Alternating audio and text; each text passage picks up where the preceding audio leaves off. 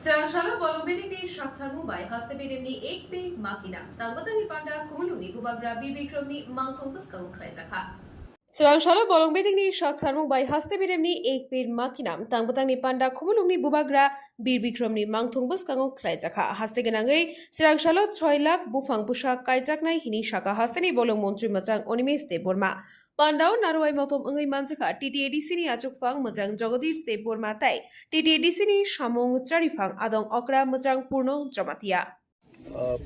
Reduction in the forest area could have been found probably, but we are trying to revive the degraded forest land by planting more plants and trees, whatever is possible, as per the working plan of Forest Department.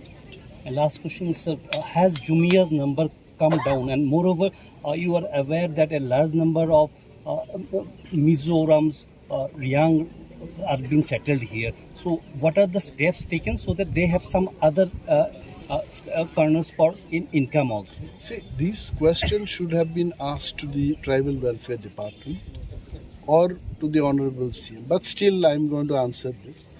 As far as Forest Department is concerned, all our 3 externally aided projects are aiming at making the livelihood project very strong, so that the forest dwellers, they can have alternative income sources by not destroying the forest resources. So you already have seen that we are coming up with some mushroom production, fisheries, ARDD. Now we are going for autolomes also. Instead of handloom, we'll go for autoloom.